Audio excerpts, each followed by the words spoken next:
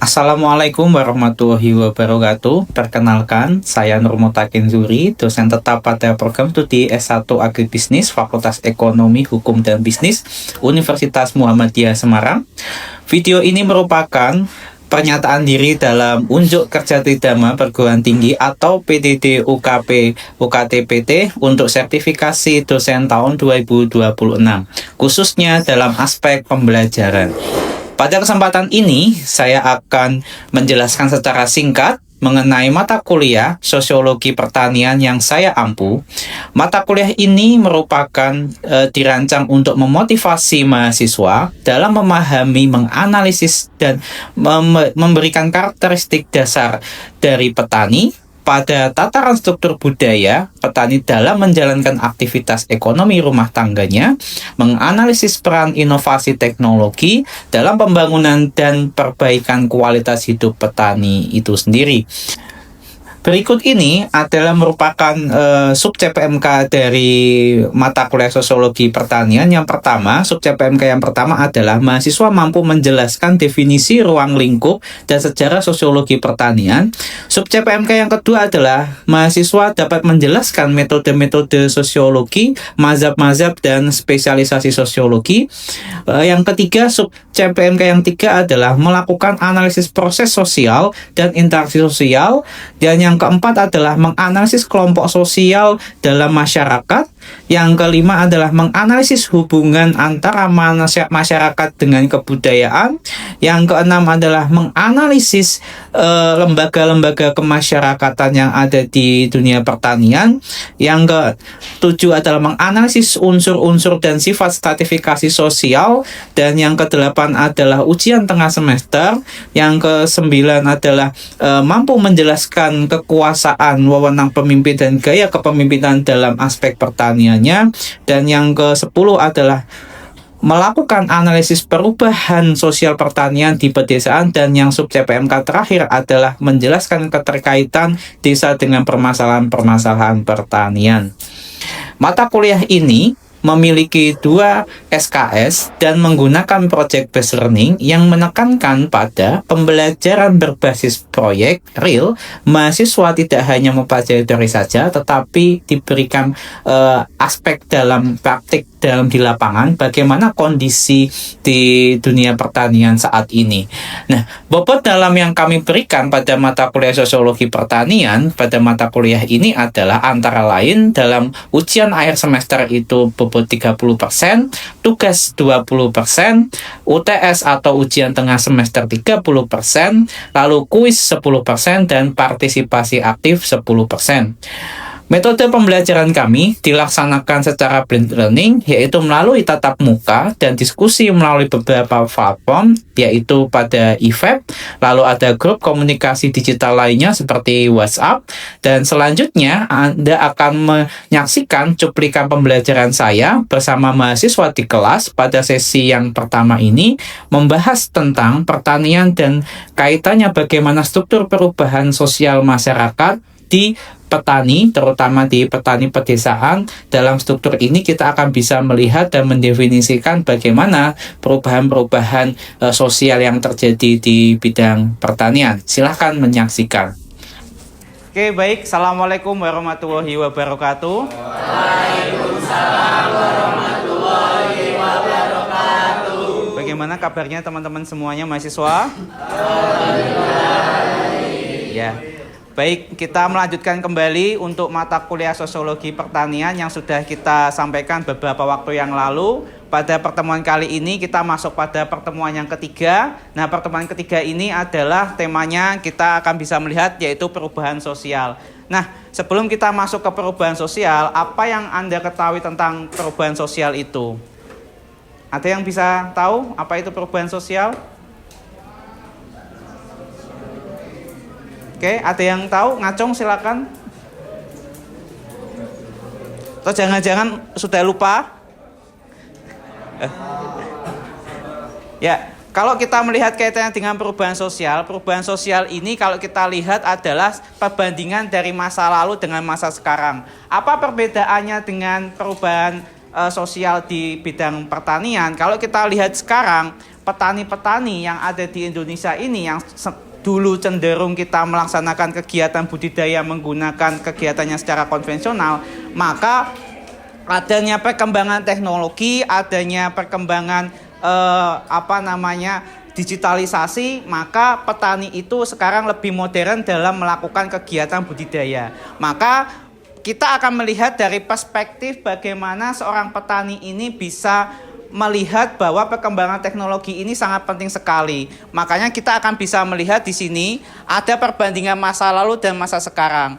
Nah, selain itu kita akan bisa melihat bahwa dalam sisi masyarakat ini, dalam sisi masyarakat yang kita lihat dari segi sosialnya, ada masyarakat yang bersifat statis, ada yang bersifat fleksibel. Artinya statis itu suatu perubahan, dia bisa berubah tetapi dia bisa merubahnya dalam jangka waktu yang lama. Tetapi kalau fleksibel itu adalah masyarakat yang dia bisa merubah secara cepat berdasarkan kemauan dan tekanan dari masyarakat itu sendiri. Sehingga kita akan bisa melihat bahwa perubahan masyarakat di dalam visualisasi ini ada perbedaan. Yang pertama adalah tadi saya sampaikan di awal bahwa seorang petani ini dalam segi konvensional dia masih melakukan pembajakan sawah menggunakan hewan ternak, karena penggunaan hewan ternak ini sangat bermanfaat sekali dalam proses pengolahan lahan. Tetapi dalam perkembangannya zaman, petani sekarang sudah menggunakan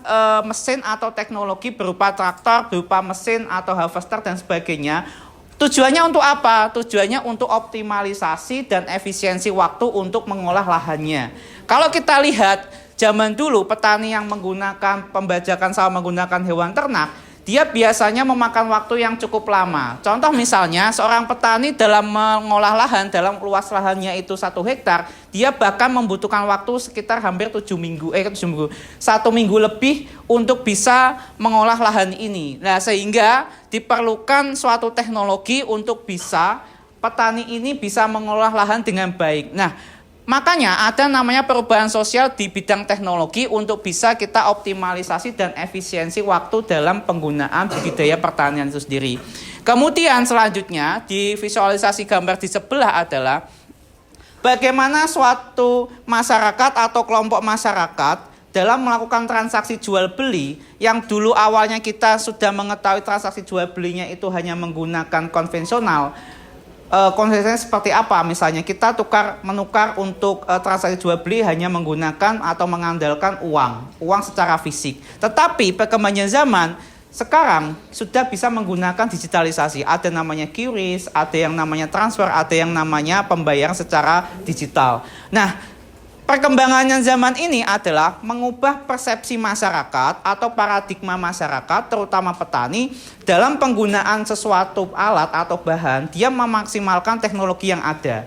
Sehingga luarannya adalah dalam masyarakat yang statis ini kita akan bisa melihat bahwa dia akan bisa berubah tetapi dia akan mengalami perubahan tetapi jangka waktunya cukup lama. Contoh misalnya masyarakat petani yang kategorinya kita akan menilai berdasarkan usianya.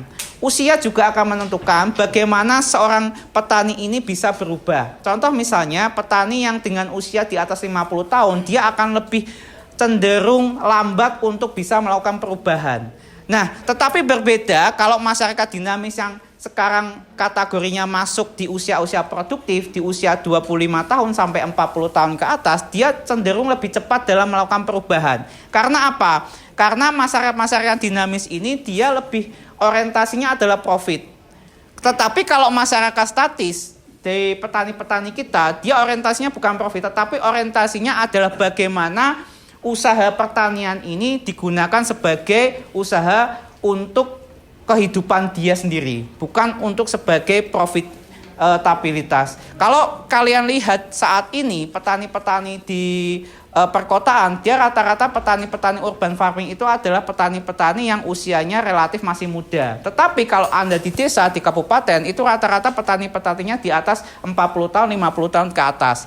Sehingga kalau Anda lihat sampai sekarang pun, di Indonesia, bahkan di Jawa Tengah, itu rata-rata masih petani itu yang di kabupaten atau di daerah ini masih mengandalkan teknologi-teknologi yang masih konvensional. Contoh misalnya, dia dalam melakukan panen, penjualannya masih konvensional, hanya mengandalkan tengkulak atau mengandalkan pedagang-pedagang yang masuk. Tetapi outputnya adalah petani-petani itu dia akhirnya ada saling merugi. Karena apa? Dia harga jualnya akan semakin jatuh. Dia tidak bisa menentukan harga yang ditentukan oleh petani itu. Tetapi berbeda kalau masyarakat yang dinamis, yang cenderung seperti kalian, anak-anak generasi muda sekalian ini, atau usia yang produktif ini, Anda lebih inovatif, Anda lebih relatif bisa mencari siapa yang akan membeli produk kita, sehingga Anda yang menentukan harga jualnya. Makanya banyak sekali masyarakat-masyarakat yang dinamis ini, dia cenderung lebih bisa menerima akan perubahan. Nah, selain itu, dalam kulturasinya, social change atau perubahan sosial, kita akan bisa melihat bahwa pasti dalam sisi manusia kita, terutama hati nurani kita, pasti akan ada namanya suatu perubahan. Nah, perubahan itu arahnya ada dua. Perubahan yang lebih baik atau tidak lebih baik, atau bahkan cenderung stagnan. Nah, kalau kita lihat di sini, di Indonesia atau masyarakat pertanian di Indonesia ini, kita cenderungnya sudah mengarah ke perubahan yang lebih baik, tetapi masih kita sifatnya statis. Nah, contoh misalnya, kita dulu sudah dicanangkan di tahun 2020 kita menjadi negara yang swasembada pangan. Tetapi kenyataannya sampai sekarang kita masih stuck pada level ekonomi, di angka ekonomi pertumbuhannya hanya sekitar 5% saja. Kalau pertumbuhannya hanya 5% saja, dengan kita targetnya adalah swasembada pangan, apa yang kita capai di sini? Nah, kalau pemerintah sudah mencanangkan kita pertumbuhan swasembada pangan kita tinggi, kemudian neraca perdagangan kita surplus, tetapi pertanyaannya atau permasalahannya adalah luas lahan kita akan semakin berkurang. Bagaimana caranya kita mengatasinya luas lahannya semakin berkurang, tetapi target kita harus swasembada pangan? Nah, ini yang menjadi salah satu problem atau masalah bagaimana kita bisa mengubah karakter masyarakat petani ini supaya petani ini bisa menjadi petani yang lebih efisien dan optimal. Nah, banyak sekali petani-petani kita, terutama petani tradisional itu kenapa sering merugi? Karena biaya produksinya dia sudah semakin besar di awal. Sehingga kalau sudah besar di awal, maka dia harus menjualnya lebih mahal. Tetapi saat dia menjual lebih mahal, pedagang selalu lebih diuntungkan. Dia pasti akan lebih berkuasa dalam menentukan harga. Nah, ini yang sering terjadi. Sehingga makanya kita bagaimana pemerintah sebagai buffer atau penyeimbang, kemudian policy maker atau pembuat kebijakan, dia sudah memberikan bagaimana petani itu menggunakan teknologi tepat guna, menggunakan benih yang bagus, kemudian mengolah lahannya secara optimal, sehingga biaya operasionalnya itu semakin bisa diminimalisir. Makanya kalau Anda di agribisnis, yang kalian yang nanti kalian optimalkan, yang kalian fokuskan adalah hanya dua, bagaimana cara optimalisasi dan bagaimana caranya efisiensi. Sudah seperti itu kalau agribisnis, kan sisinya adalah bisnisnya. Nah, selama ini kita akan bisa melihat bahwa perubahan sosial secara garis besarnya adalah segala perubahan dalam lembaga-lembaga sosial dalam suatu masyarakat yang berpengaruh terhadap sistem sosial. Namun, sistem sosial ini tidak hanya berpengaruh terhadap aspek masyarakat individu saja, tetapi masyarakat kelompok itu juga akan berpengaruh. Makanya di dalam dunia pertanian tidak hanya dalam petani, tetapi ada namanya kelompok tani, ada namanya gabungan kelompok tani, ada koperasi, ada lembaga. Nah, ini yang menjadi salah satu wadah bagaimana petani itu dalam melakukan perubahan dalam dirinya mereka, dia harus bergantung terhadap orang lain. Makanya Anda sebagai seorang manusia itu adalah makhluk sosial. Artinya kita tidak bisa berdiri sendiri, artinya kita tidak bisa hidup sendiri. Kita butuh ketergantungan dengan orang lain. Anda misalnya ingin makan, pasti Anda akan beli. Kemudian Anda ingin menikmati sesuatu, pasti Anda akan berkomunikasi dengan seseorang. Nah, itu adalah kodrat kita. Makanya sama halnya ilmu sosial pertanian ini, bagaimana kita bisa mempelajari bahwa masyarakat kita atau individu kita adalah masyarakat sosial. Kita pasti akan berkomunikasi. Kita akan ketergantungan terhadap baik itu individu, kelompok, maupun dalam bentuk cakupan yang lebih luas lagi. Nah, sehingga dalam proses perubahan ini ada namanya invensi, kemudian difusi, dan konsekuensi. Kalau invensi ini kita dalam perubahan ini berdasarkan dari ide yang baru yang ditumbuhkan pada sesuatu kelompok sehingga ide ini bisa diterima untuk bisa dirubah. Contoh misalnya penggunaan bibih unggul atau benih bersertifikat. Selama ini kalau kalian lihat petani-petani kita di daerah dalam menanam cabai, biasanya cabai itu dia benihnya tidak beli. Dia biasanya cabai didapat kemudian dikeringkan bijinya kemudian ditanam. Tetapi itu biasanya tidak produktif. Artinya nanti tanaman cabainya itu dia tidak bisa berkembang secara optimal. Sehingga dibutuhkan benih-benih biji-biji cabai yang bersertifikat yang mempunyai standar tertentu sehingga nanti pohon-pohonnya itu atau buah cabainya itu lebih produktif. Nah, ini yang sering kita lihat bahwa invensi ini juga akan bisa bertentangan terhadap hati nurani seseorang terhadap apakah kita ingin berubah itu. Makanya kalau kita berbicara kaitannya dengan sosiologi itu kan kaitannya dengan budaya yang terus-menerus ya. Kegiatan yang terus-menerus yang kemudian digunakan selama puluhan tahun yang selama ini digunakan masyarakat atau kelompok tertentu sehingga menghasilkan suatu budaya. Nah, ini yang kita lihat. Nah, selain itu ada namanya difusi dan konsekuensi. Nah, ini juga merupakan salah satu dari proses perubahan yang memang kita akan bisa lihat bahwa proses perubahan itu sangat penting. Nah, bagaimana dampak dari perubahan sosial? Dampak perubahan sosial yang akan kita lihat bahwa memang tadi ya saya sampaikan di awal ya, ada yang proses perubahannya lebih baik atau stagnan atau statis. Nah, kalau kita lihat di sini, suatu perubahan sosial yang namanya kodratnya manusia itu kan sifatnya kan adalah bagaimana kita selalu bisa berkembang, belajar dan lebih baik lagi. Dan itu juga sudah tercermin pada Al-Quran bahwa setiap manusia itu adalah bagaimana kita selalu belajar, selalu berkembang. Kalau manusia itu tidak pernah belajar, tidak berkembang, ya makanya dia tidak akan bisa berguna saat di dunia itu. Makanya fungsinya kita belajar, fungsinya kita sekolah, yaitu kita akan berkembang. Pemikiran kita semakin berkembang, pemikiran kita semakin bagus. Kalau mahasiswa itu pemikirannya semakin kritis, bagaimana mahasiswa bisa memecahkan suatu masalah. Nah, ini adalah bagaimana kita juga salah satunya adalah dampak suatu perubahan sosial. Nah, perubahan sosial yang sangat mencolok adalah bagaimana sikap-sikap dan karakteristik kita akan bisa berubah dari yang hari ini akan menjadi lebih baik. Nah, kemudian faktor yang menyebabkan perubahan dalam aspek sosial dan budaya adalah bahwa bertambah atau berkurangnya penduduk itu juga akan mempengaruhi kaitannya dengan karakteristik perubahan sosial kita. Nah, berkembangnya populasi di Indonesia juga akan mempengaruhi. Contoh misalnya, banyak sekali masyarakat dari desa masuk ke kota yang namanya urbanisasi sehingga akan mengubah karakteristik asli masyarakat desa atau daerah yang menetap di kota yang awalnya sosialis menjadi kapitalis atau menjadi individualis. Itu akan sering terjadi.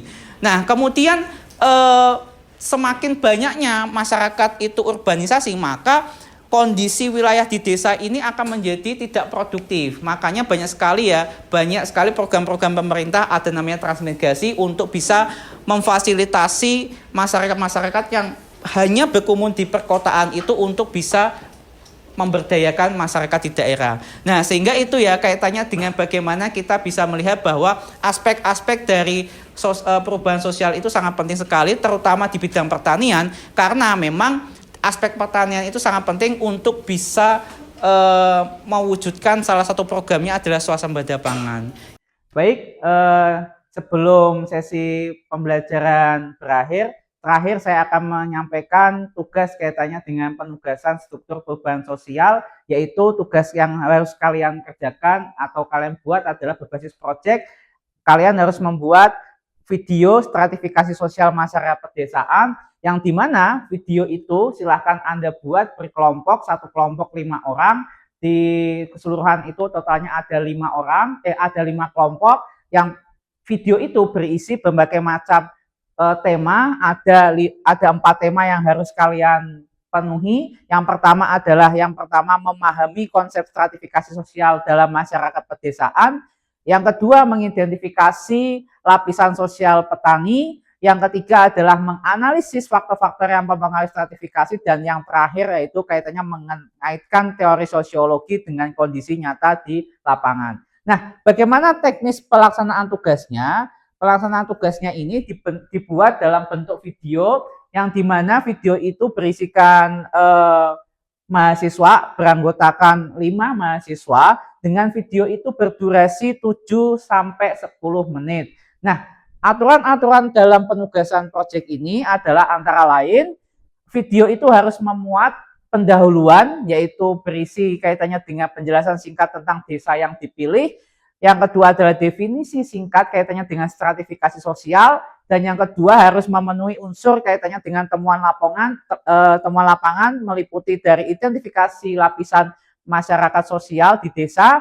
Dan yang kedua adalah perbedaan kondisi antar lapisan. Kemudian yang ketiga adalah kaitannya dengan analisis sosiologis yang terkait dengan beberapa teori, antara lain teori stratifikasi sosial, lalu ada ketimpangan agraria, mobilitas sosial, dan penjelasan faktor yang menyebabkan stratifikasi. Dan yang terakhir, memenuhi kaitannya dengan sistem dampak stratifikasi kaitannya dengan kesejahteraan petani dan keberlanjutan. Video itu harus memuat kaitannya dengan wawancara antara mahasiswa dengan masyarakat desa di sana. Nah, siapa saja yang harus diwawancarai? Antara lain ada petani, buruh tani, dan perangkat desa. Sehingga dalam kesimpulan video tersebut, kalian harus bisa menyimpulkan bagaimana stratifikasi sosial pada desa-desa tertentu itu akan terjalin.